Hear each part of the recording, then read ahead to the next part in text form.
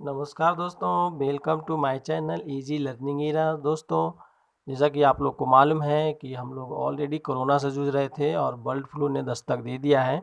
तो देखते हैं हम लोग कि बर्ड फ्लू होता क्या है, इससे कैसे बचा जा सकता है और एग्ज़ाम में बर्ड फ्लू से संबंधित कौन कौन से क्वेश्चन पहले आ चुके हैं और आने वाले एग्ज़ाम में क्या क्या आ सकते हैं। देखिए, जैसे कि दिसंबर 2020 में जापान, साउथ कोरिया, वियतनाम और 4 यूरोपीय देशों में बर्ड फ्लू के मामले सामने आए थे और अब ये भारत के कई हिस्सों में फैल चुका है। आइए जानते हैं बर्ड फ्लू क्या होता है।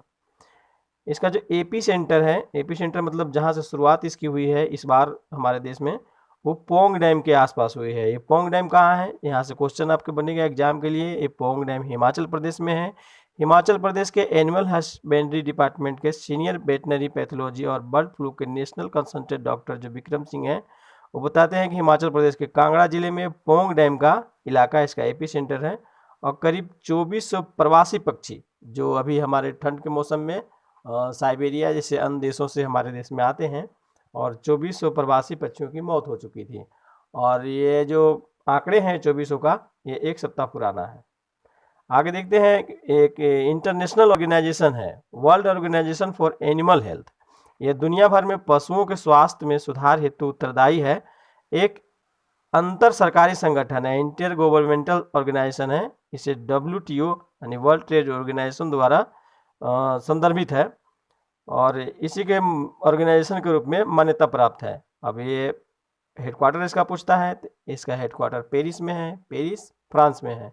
अभी आप देखते होंगे कि NTPC का एग्जाम हो रहा है, उसमें इंटरनेशनल ऑर्गेनाइजेशन कहाँ स्थित है, कब बना, इस तरह के क्वेश्चन एक आ रहे हैं, तो इसके लिए भी ये महत्वपूर्ण हो सकता है।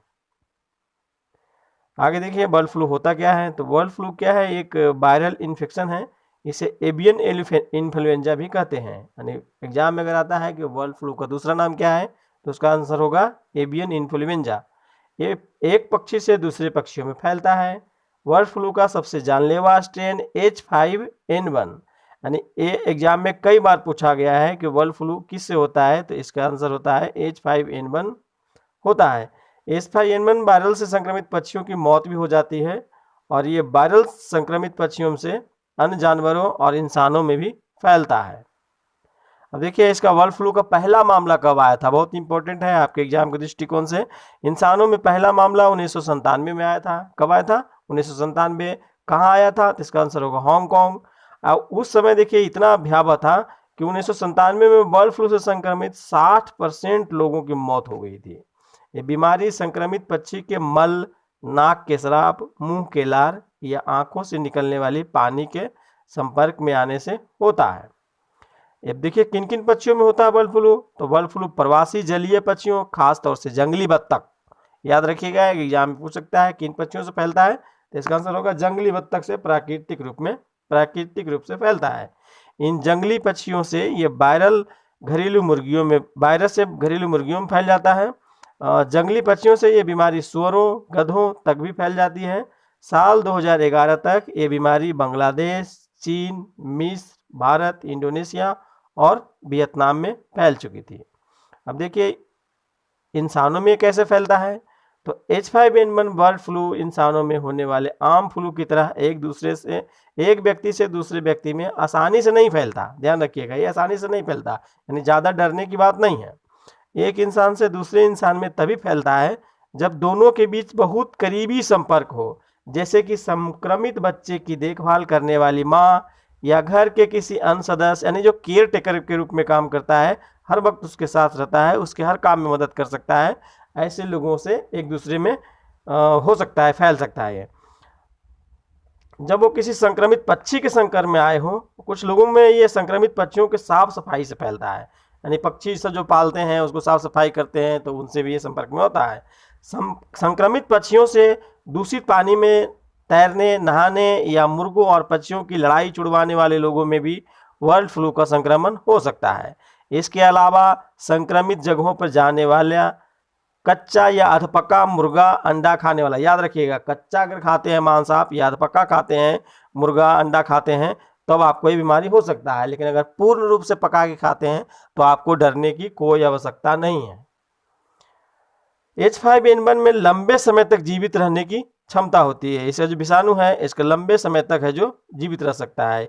संक्रमित पक्षियों के मल और लार में यह 10 दिनों तक जिंदा रह सकता है।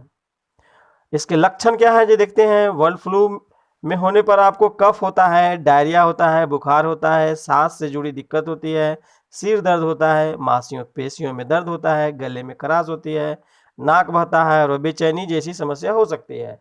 ये मिला जुला के कुछ लक्षण छोड़ करके आपको कोरोना वायरस के जैसा जो लक्षण है वही सब इसमें भी होता है। अगर आपको लगता है कि आप बर्ड फ्लू की चपेट में आ गए हैं तो किसी और के संपर्क में आने से पहले डॉक्टर को दिखाइए। इसका इलाज क्या है। अलग अलग तरह के बर्ड फ्लू का अलग अलग तरीकों से इलाज किया जाता है, लेकिन ज़्यादातर मामलों में एंटीवायरल दवाओं से इसका इलाज किया जाता है। लक्षण दिखने के 48 घंटे के भीतर इसकी दवाई लेनी चाहिए। कितने घंटे के भीतर? 48 घंटे के भीतर इसकी दवाई लेनी चाहिए। और बर्ड फ्लू से संक्रमित व्यक्ति के अलावा इसके संपर्क में आए घर के अन्य सदस्यों को भी ये दवाएं ली जाने की सलाह दी जाती है, भले ही इन लोगों में बीमारी के लक्षण हो या न हो। आज बस इतना ही है। आपने वीडियो पूरा देखा है, इसके लिए बहुत बहुत धन्यवाद। अगर आपको वीडियो अच्छा लगा है तो एक लाइक कर दीजिए और इसी तरह की वीडियो देखते रहना चाहते हैं तो चैनल को सब्सक्राइब कर लीजिए और हो सके तो दोस्तों में शेयर करिए। Thank you. मिलते हैं अगले वीडियो में।